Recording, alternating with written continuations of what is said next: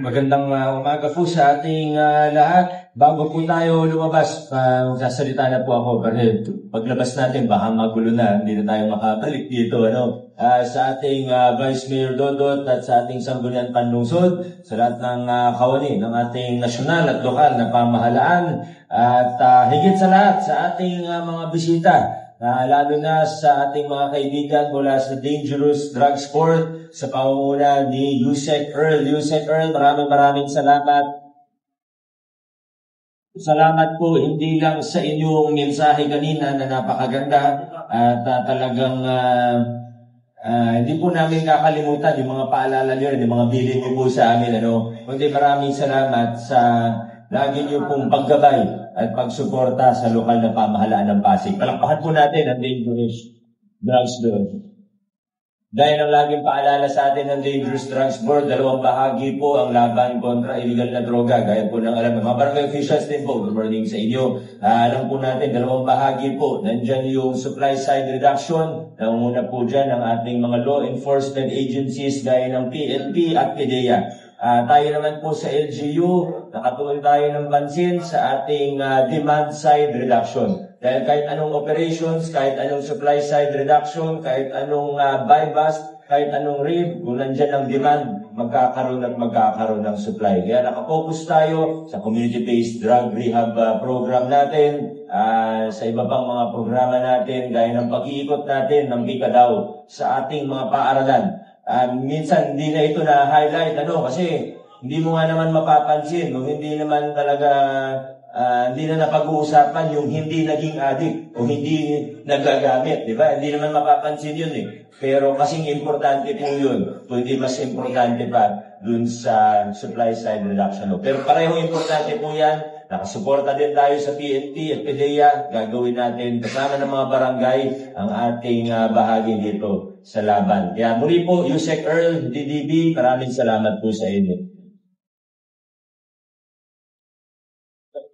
Siyempre, bago po tumugtog ang music, ay hindi ko rin po palalagpasin ang pagkakataon para i-congratulate ang iba't ibang special body, iba't ibang opisina na nabigyan ng parangal ng ating DILG sa Urban Exemplar Awards. Marami po ito, nabanggit na naman ni Konsyal Volta ang bawat isa, kasama din dyan ang ating Bicadaw sa ADCOP natin, Anti-Drug Abuse Council o Pasig, pero ang siguro magandang i-highlight din po natin at para sa akin, yung pinaka-matindi na award na nakuha natin doon ay yung pagkilala sa ating Sangguniang Panlungsod o City Council bilang Most Improved City Council.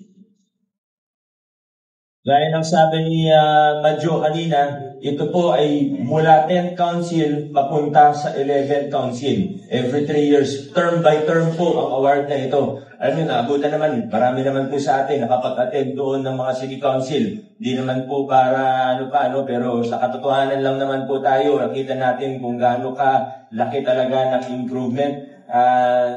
Naalala natin nung araw, ang council natin, more than 80% of the time nakasuspend ang rules. More than 90%, kundi siguro 99% ng ordinansa at resolution noon dumadaan sa first, second, third reading sa loob ng 5 minuto lamang. Alam po natin, yan yung totoo. Pero mula nung naging vice mayor natin, si Dodot Jaworski, umayos ang ating city council. Dumanda ang ating excellence. Congratulations sa inyo lahat. Congratulations sa ating lahat. Yun lang po muna para diretso na tayo sa programa ng Bicadaw. I-advance ko na rin po, adjourn na po tayo. Maraming salamat po, mga barangay officials. Thank you for attending.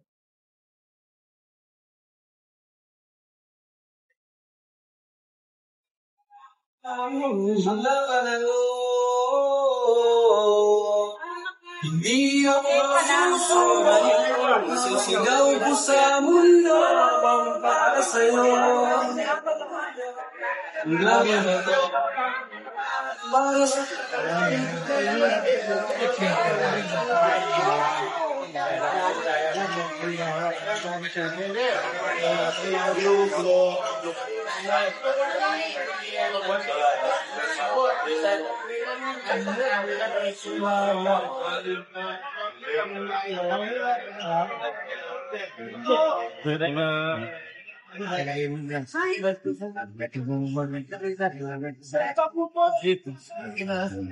Dapat na iwan ka niya.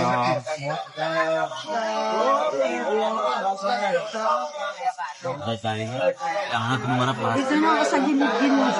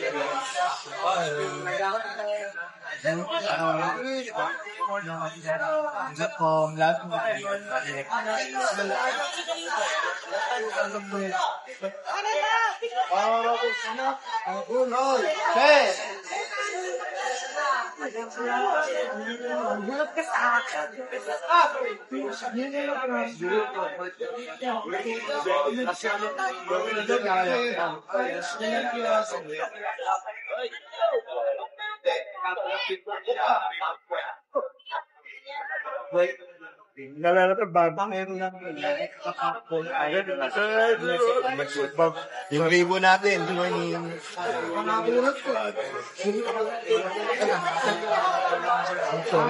Boss Pembol ko pala yun ah. Be, Boss Pembol pala na rin.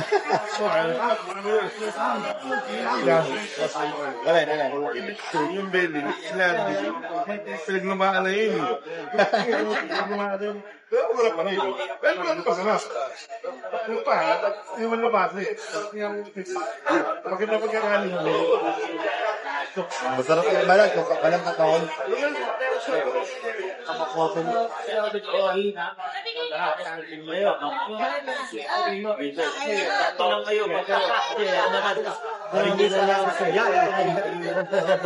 I will leave you with something on the sugar rush. Pilipinas, Purgatorio, pinag-usapan ng biya. Sila ba?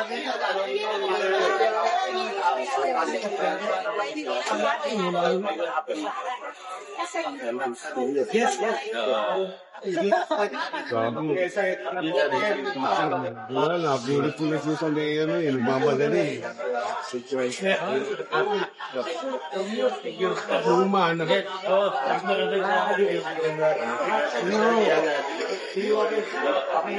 Kaya ko yun. Thank you.